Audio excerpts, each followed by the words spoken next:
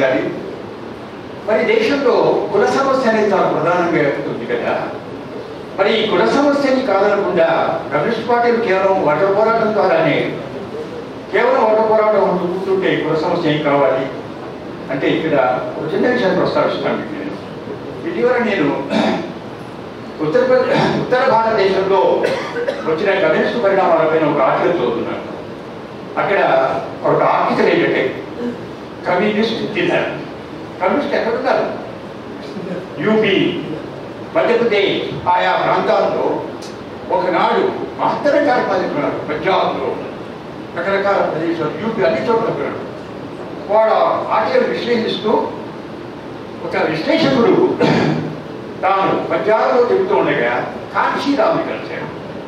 కాంశీరామ్ని కలిసి అడిగారు, కాంశీరామ్ గారు మీరు బహుజన్ సమాజ్ పార్టీ స్థాపిస్తున్నారు కదా, మీకు కాంగ్రెసా లేక బీజేపీ ఎవరు శత్రువులు మీకు అని అడిగారు అన్నట్టు. అప్పుడు కాంశీరామ్ అన్నాడట వీరిద్దరూ శత్రువులు కాదు. మరి ఎవరు? కమ్యూనిస్టులు మాకు శత్రువు. ఎందువల్ల కమ్యూనిస్టులు మీకు శత్రువు అంటే వారు ఏనాడైనా కులాన్ని పట్టించుకున్నారా? హరిజనులు కింది వారిని మా కుల సమస్యని వారు పట్టించుకొని పరిష్కరించారా? కుల సమస్య ఎక్కువ పరిష్కారం అవుతుంది చెప్పారు తప్ప మమ్మల్ని దగ్గర తీసుకొని మా సమస్యను పరిష్కరించారా అనే అంశాలు ఏమైతే దీనికి ఆధారంగా దీనిని సహజంగానే మన రచయితలు కూడా చాలా కాలం అనుకున్నాం. ఈ కుల సమస్యని కులరహిత సమాజం ఇవన్నీ కూడా కార్యక్రమంలో వస్తాయి తప్ప కేవలం కుల పోరాటాలు కాకుండా పట్ల పోరాటాలే అన్ని మళ్ళీ వస్తాయి కదా అని నమ్ముతున్న వాళ్ళని. కానీ ఇలాంటి పరిస్థితులు చూసిన తర్వాత అనేక అంబేద్కర్ తర్వాత కుల సమస్యలపై సంఘాలు ఇవన్నీ చూస్తుంది, రిజర్వేషన్స్, కుల సంఘాలు ఇవన్నీ చూసిన తర్వాత కులం అనేది ఎంత ప్రధానమైన సమస్యగా మనం ముందున్నాం అని మనం ఆలోచించాలి.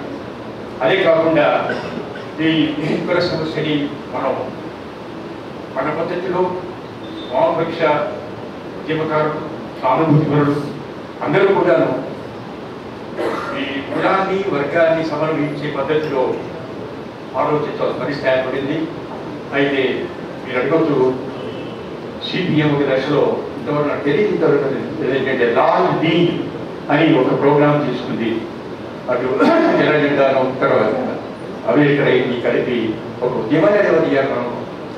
ఎందువల్లంటే కమ్యూనిస్టు బలైనబడినప్పుడు ఇటు దళిత వర్గాల సహాయం ఐక్యత తోడవుతుందేమో అని ఒక ప్రతిపాదన, ఒక ఆలోచన క్రమంగా వచ్చింది. కానీ అది ఎంతవరకు ఆలోచన యోగ్యమనేది నాకు మాత్రం అనుమానం. ఇక చివరిగా ముఖ్యంగాను కమ్యూనిస్టులు పేరు కావడానికి అంటే కమ్యూనిస్టు అనేవాళ్ళు కమ్యూనిస్ట్ పార్టీ ఈనాడు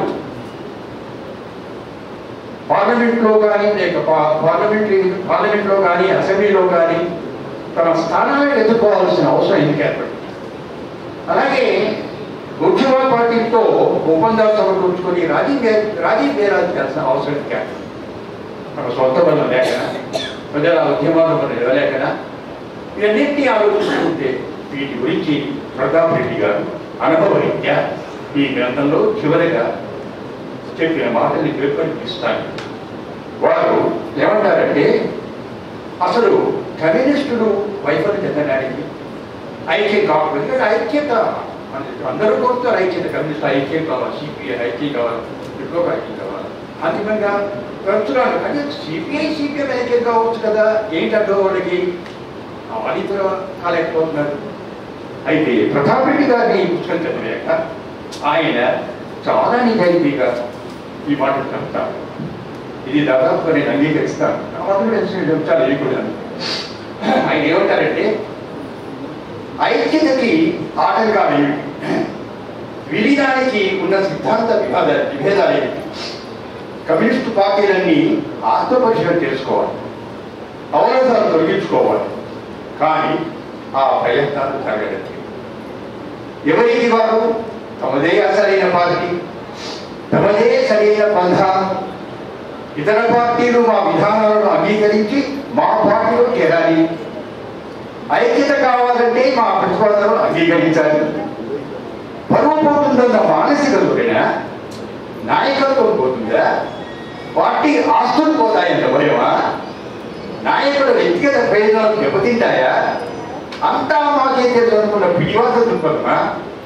ముందుగా పార్టీలతో ఉన్న పొత్తులు సంబంధాలు దెబ్బతింటాయా? విమర్శ, ఆత్మవిమర్శ అన్న మౌలిక సూత్రాన్ని విస్మరించి విమర్శనలకే పరిమితం కావడమా? పార్టీ విధానాలు, నిర్ణయాలు, పార్టీ సభ్యుల ఏకాభిప్రాయాలకి పైకమ్మిన పార్టీ విధానాలు, నిర్ణయాలు, పార్టీ సభ్యుల ఏకాభిప్రాయాలకి పై కమిటీల నిర్ణయాలు పార్టీ నిర్ణయాలుగా మారడమా?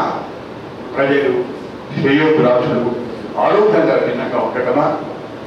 ఈ ప్రశ్నలు ఒక సీనియర్ కమ్యూనిస్ట్ నాయకుడు ఆయన ఏదైతారు వాటిని నేను సంపూర్ణంగా అంగీకరిస్తున్నాను. వీటికి సమాధానం మనం వెతుకోవాల్సి ఉంది. అలాగే చివరిగా వారి ఆకాంక్ష అదేమిటి అంటే చివరిగా అంతిమంగా ఈ రోజున్న పరిస్థితుల్లో ఒక ఐక్య సంఘటన, అది వామపక్ష ప్రజాతంత్ర ఐక్య సంఘటన నిర్మాణం చేయడం. కాబట్టి ఈ వామపక్ష ప్రజాతంత్ర ఐక్య సంఘటన నిర్మాణానికి మనమంతా కృషి చేద్దాం. ధన్యవాదాలు.